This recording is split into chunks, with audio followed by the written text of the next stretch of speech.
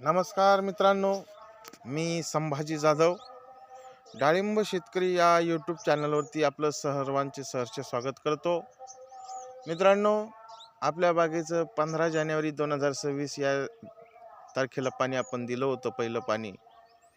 त्यानंतर मित्रांनो बघू शकता तुम्ही, आज मार्च 2026 29 तारीख आहे. तर या ठिकाणी बघू शकता 2.5 महिन्याच्या कालावधीमध्ये आपली बाग अशा परिस्थितीमध्ये दिसत आहे. मित्रांनो, अतिशय चांगल्या पद्धतीने या ठिकाणी सेटिंग तुम्हाला मिळालेलं आहे. चांगलं मॅनेजमेंट करून खताचं, औषधाचं आणि पाण्याचं या ठिकाणी सगळ्या गोष्टींचं मॅनेजमेंट व्यवस्थितरित्या करून या ठिकाणी तुम्ही सेटिंग पूर्ण झालेलं आहे. मित्रांनो, बघू शकता अतिशय सुंदररीत्या या ठिकाणी सेटिंग तुम्हाला दिसत आहे. फळांचा स्ट्रोक, कलर, कुठल्याही प्रकारचा थ्रिप्स, मावा किंवा स्प्रॉट बिक्टरम या किडींचा प्रादुर्भाव या ठिकाणी तुम्हाला दिसत नाही आहे.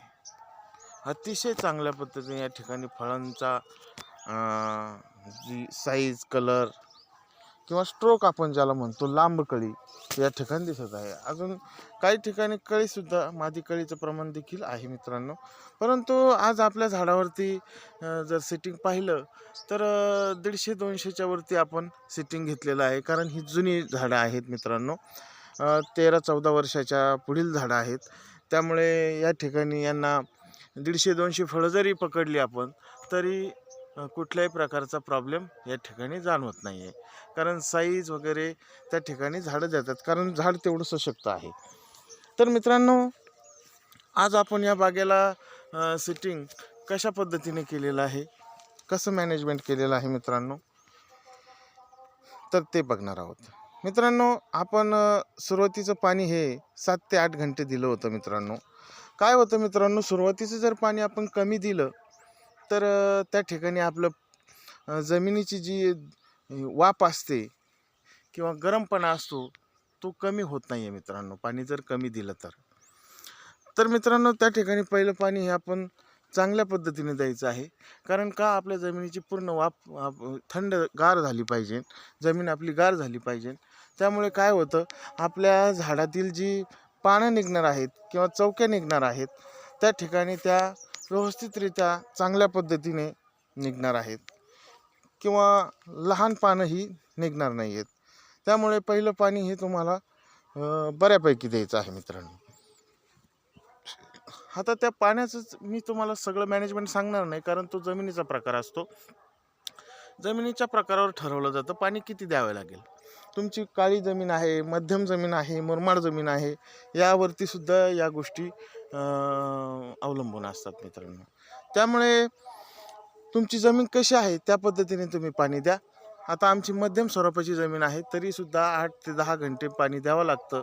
कारण सुरुवातीचे जे पानं असतात ते उंदराच्या कानावरनी जर निघाले छोटे छोटे तर त्या ठिकाणी काय होत असतं मित्रांनो, तुम्हाला जी गुंज निघणार आहे किंवा कळी निघणार आहे ती गोटी साईज निघत असते आणि त्या ठिकाणी तुम्हाला नंतर त्याची साईज मिळत नसते.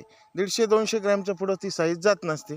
त्यामुळे सुरुवातीचं पाणी हे चांगल्या पद्धतीने द्यायचं आहे, जेणेकरून तुमची कळी ही अतिशय सुंदररित्या लांब, आपण ज्याला कॅप्सूल म्हणतो, ह्या अशा लांब गोलाकार निघणार नाही, लांब निघेल. आणि नंतर मित्रांनो, आपण दुसरं पाणी हे एक 6 ते 7 दिवसाच्या अंतरावर देत असतो. 1 तास, 1.5 तास. त्यानंतर आपण रेग्युलर पाणी चालू करतो, दिवसाड 1 तासभर अशा पद्धतीने पाणी द्यायचं आहे. मित्रांनो, आणि खताचं मॅनेजमेंट जर तुम्हाला मी मागच्याही व्हिडिओमध्ये सांगितलेलं आहे. अतिशय आपल्याला फार खतं लागतील असं काही नाही. मित्रांनो, आपल्याला निसर्गातून 95% फुकट मिळत असतं. मित्रांनो, कार्बन हा आपल्याला फुकट मिळतो, पाणी फुकट मिळतं आणि सूर्यप्रकाश फुकट मिळतो. या ठिकाणी तुम्हाला ह्या 3 गोष्टी अतिशय मुबलक प्रमाणात मिळतात आणि यावरती सगळ्या गोष्टी निर्भर असतात.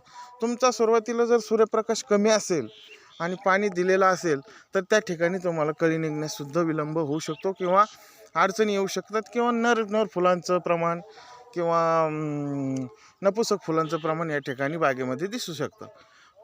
त्यामुळे काय असतं मित्रांनो, सूर्यप्रकाश आपल्याला सुरुवातीच्या काळामध्ये मिळणं अतिशय आवश्यक असतं. तर मित्रांनो पहा, या ठिकाणी अतिशय सुंदररित्या आपली सेटिंग पूर्ण झालेली आहे. अजूनही बाग 10-20 फळं सेट करणार आहे, परंतु या ठिकाणी आपलं बाग आता जवळजवळ सेटिंगमधून बाहेर निघत आहे. 2.5 महिन्याच्या कालावधीमध्ये अतिशय सुंदररित्या या ठिकाणी सेटिंग होऊन पूर्ण झालेली आहे. तर मित्रांनो, आपण मॅनेजमेंट करताना सुरुवातीच्या काळामध्ये 05234 या ग्रेडचा वापर करायचा आहे. कारण का 5234 ही अतिशय सुंदररित्या काम करत असते मित्रांनो. झाडांना जो पूरक आहार आपण म्हणतो तो मिळत असतो. कारण का 5234 मध्ये काय येतं, फॉस्फरस 52% आणि 34% पोटॅश. आपल्याला सुरुवातीच्या काळामध्ये नत्रयुक्त खतांची कुठल्याही प्रकारची आवश्यकता नसते. त्यामुळे आपण या ठिकाणी 5234 या ग्रेडचा वापर करायचा आहे मित्रांनो. आणि दुसऱ्या स्टेजमध्ये त्याला आपण कॅल्शियम बोरॉन हे बी देणं गरजेचं आहे. कारण जेणेकरून आपल्या झाडामधील पेशी विभाजन होऊन सेल डिव्हिजन होऊन या ठिकाणी आपलं झाड कळीकडे डायव्हर्ट होईल, अशा पद्धतीने आपल्याला कॅल्शियम बोरॉन देणं गरजेचं आहे मित्रांनो. बोरॉनची कमतरता जर असेल तरीसुद्धा तुम्हाला प्रॉब्लेम जाणवत असतो मित्रांनो. या ठिकाणी बोरॉन हे सिटिंगसाठी अतिशय महत्त्वाचा घटक किंवा महत्त्वाचं मायक्रोन्यूट्रन खत ज्याला आपण म्हणतो हे असतं मित्रांनो. त्यामुळे मित्रांनो कॅल्शियम बोरॉनचा देखील तुम्ही या ठिकाणी वापर करायचा आहे. सुरुवातीच्या काळामध्ये अतिशय चांगल्या पद्धतीने या ठिकाणी तुम्हाला सेटिंग अशा पद्धतीत मिळणार आहे. बघू शकता मित्रांनो, स्टंपला पूर्णपणे माल आलेला आहे.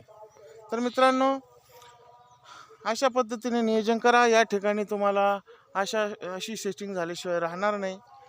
तर मित्रांनो आजचा व्हिडिओ कसा वाटला मला कमेंट बॉक्समध्ये कमेंट करून सांगा. आणि जर तुम्हाला